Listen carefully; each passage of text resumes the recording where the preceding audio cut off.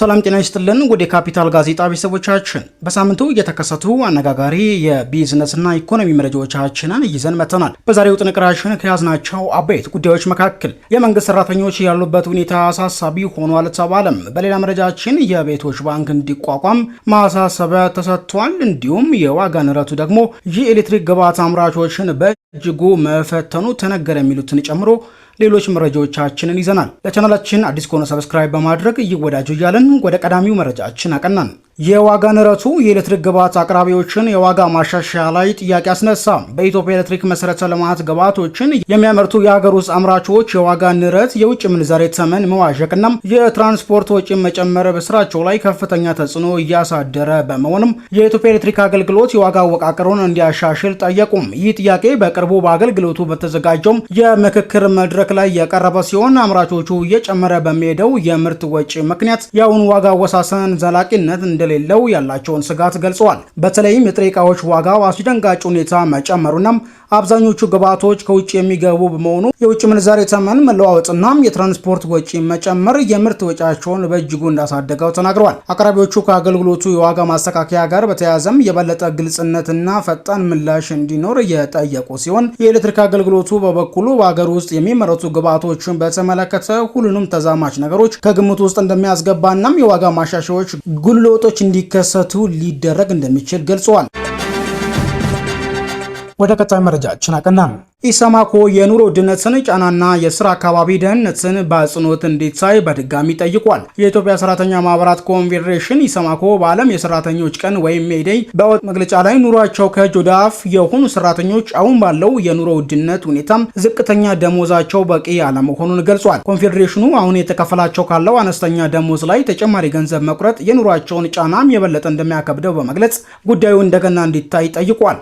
በተጨማሪም ኢሰማኮ በተቋማት የስራ አካባቢ ደህንነትና ጤንነት በተመለከተም በቂ ቁጥጥር አለመደረጉን በመጥቀስ በርካታ ዜጎች በየቀኑም የአካል ጉዳትና የህይወት መጥፋት እያጋጠማቸው መሆኑን አሳስቧል። ኮንፌዴሬሽኑ በህግ መሰረት የስራ ሁኔታዎችን የመቆጣጠር ኃላፊነት የተሰጣቸው አካላት ስራቸውን በአግባቡ እንዲወጡ በአጽንኦት ጠይቋል። በሌላ በኩል የፍልሰተኛ ሰራተኞችን አስተዳደር አስመልክቶም የስራ ላይ ጥቃትና ትንኮሳ እንዳይኖር እንዲሁም የቤት ሰራተኞች መብቶች እንዲጠበቁም የዓለም ስራ ድርጅት ያወጣቸው ዓለም አቀፍ ስምምነቶች ሀገሪቱ እንድትቀበልና እንድታጸድቅ ኢሰማኮ ጥሪ አቅርቧል። የኮንፌዴሬሽኑ ስራ አስፈጻሚ ኮሚቴ ባወጣው በዚህ መግለጫም ሀገሪቱ ከዘመነ መሳፍንት ጀምሮ በተለያዩ ጦርነቶች ውስጥ ማለፏንና ኢኮኖሚዋን በማሳደግ ላይ በረጋ መንፈስ ለመሰማራት እድል ያላገኘች መሆኑን አንስቷል። አሁንም የሚታዩ ግጭቶች የሰራተኛውንና የሀገርን እድገት እያደናቀፈ መሆኑን ኮንፌዴሬሽኑ አመላክቷል። ወደ ቀጣይ መረጃችን አቀናን። የኢትዮጵያ ንግድ ባንክ ከዓለም ባንክ ከፍተኛ የገንዘብ ድጋፍ ሊቀበል መሆኑ ተሰምቷል። መንግስታዊ የኢትዮጵያ ንግድ ባንክ ለመጀመሪያ ጊዜ ከዓለም ባንክ ከፍተኛ መጠን ያለው የገንዘብ ድጋፍ በዚህ ሳምንት መጀመሪያ ላይ ለመቀበል በዝግጅት ላይ መሆኑ ተጠቁሟል። ከ650 ሚሊዮን ዶላር በላይ ከተመደበው ገንዘብ ውስጥ ከግማሽ በላይ የሚሆነው በዚህ የመጀመሪያ ዙር ዝውውር እንደሚካተት ይጠበቃል። ይህ በአፈጻጸም ላይ የተመሰረተ የገንዘብ ድጋፍ የዓለም ባንክ የፋይናንስ ሴክተርን የማጠናከር ፕሮጀክት አካልም ሲሆን የኢትዮጵያ ንግድ ባንክ የፋይናንስ አቅሙን እንዲያሳድግና የኢትዮጵያን ሰፋ ያሉ ኢኮኖሚያዊ ማሻሻያዎች እንዲደግፍ ያለመ ነው ተብሏል። ባንኩ ይህን ድጋፍ ለማግኘት መንግስት ቦንድ ማውጣትንና የቦርድ ስብጥርን ማስተካከልን ጨምሮ የተወሰኑ ቅድመ ሁኔታዎችን አሟልቷል። ይህን ተከትሎ በዚህ ሳምንት ቢያንስ 350 ሚሊዮን ዶላር መቀበል እንደሚችል ይጠበቃል። ይህ የገንዘብ ድጋፍ በተለይ ባንኩ ቀደም ሲል ለመንግስት የልማት ድርጅቶች በሰጠው ያልተመለሰ ብድር ምክንያት ያጋጠሙትን የፋይናንስ ተግዳሮቶች ለማቃለል ትልቅ እገዛ ያደርጋል ተብሏል። የኢትዮጵያ መንግስት የንግድ ባንኩን ካፒታል ለማጠናከር ተጨማሪ የገንዘብ ድጋፍ እንደሚያደርግም ተገልጿል። ባለሙያዎችን የዓለም ባንክ ድጋፍ የሀገሪቱን የፋይናንስ ሴክተር ለማጠናከር ወሳኝ እርምጃ እንደሆነም ይስማማሉ።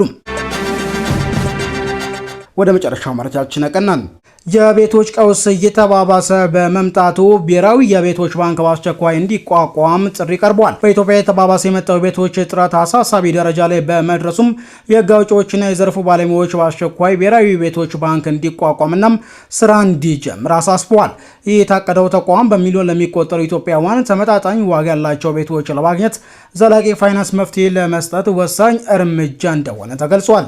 እንደ አውሮፓውያን አቆጣጠር 2037 የኢትዮጵያ ከተማ ነዋሪዎች ቁጥር ከ42 ሚሊዮን በላይ እንደሚሆን የሚገመት ሲሆን በዚህ ምክንያት ለአዳዲስ ቤቶች ያለው ፍላጎት ከፍተኛ ደረጃ ላይ ደርሷል። በአሁኑ ወቅት በአዲስ አበባ ከተማ ብቻ ከ1.2 ሚሊዮን በላይ ቤቶች እጥረት ያለ ሲሆን በሀገር አቀፍ ደረጃም በየዓመቱ የሚገነቡ ቤቶች ከሚያስፈልገው እጅግ አነስተኛ ነው ተብሏል። ይህ ከፍተኛ የቤቶች እጥረት በተለይ በከተማ አካባቢዎች የህገወጥ ሰፈራዎች እንዲስፋፉናም የኑሮ ደረጃ እንዲቀንስ ምክንያት ሆኗል። የህዝብ ተወካዮች ምክር ቤት የከተማ መሰረተ ልማትና ትራንስፖርት ጉዳዮች ቋሚ ኮሚቴ አባላት በሌሎች ሀገሮች እንደሚታየው የልማት ባንኮች አይነት የሆነም የቤቶች ባንክ የቤት ግንባታ ረጅም ጊዜና አነስተኛ ወለድ ምጣኔ ብድር በመስጠት ወሳኝ ሚና ይጫወታል ብለዋል።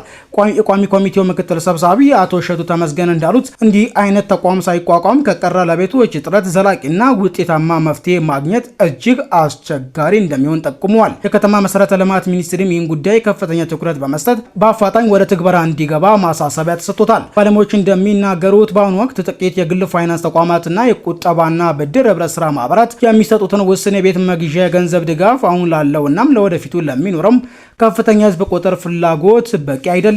የከተማና መሰረተ ልማት ሚኒስትር ወይዘሮ ጫልቱ ሳኔ ባለፉት 9 ወራት በመንግስትና በግል ዘርፉ የተገነቡ ቤቶች ቁጥር መጨመሩን ቢገልጹም ባለሙያዎች እነዚህ ስኬቶች አሁንም በቂ አይደሉም ብለዋል። የፋይናንስ እንቅፋቶችን ለመቅረፍ መንግስት የተወሰነ በጀት መድቦ የቤት ፋይናንስን ለማሻሻል ረቂቅ የህግ ማዕቀፍን አዘጋጅቷል። የኢንዱስትሪ ባለሙያዎች እንደሚሉት ብሔራዊ የቤቶች ባንክ መቋቋም የረጅም ጊዜና ተመጣጣኝ ዋጋ ያላቸው ብድሮች በማቅረብ የቤቶች ዘርፍን ሊለውጥ እንደሚችል ይናገራሉ። ከዚህ በተጨማሪም ተመጣጣኝ የፋይናንስ አቅርቦት በኢትዮጵያ የቤቶች ገበያ ውስጥ የጎደለውና ቁልፍ ነገር ነው ሲሉም አክለዋል። የተከበራችሁ የካፒታል የዩቲዩብ ቻናል ተከታታይ ቤተሰቦቻችን በሳምንታዊ ጋዜጣችን የወጡና የመረጥናቸውን መረጃዎቻችን የሰማችሁትን ይመስል ነበር። ሙሉ የጋዜጣችን ዘገባዎች በድረገጻችን ያገኙታል። በሌላ መረጃ ዳግም እስክንገናኝ በያላችሁበት ደህና ቆዩ።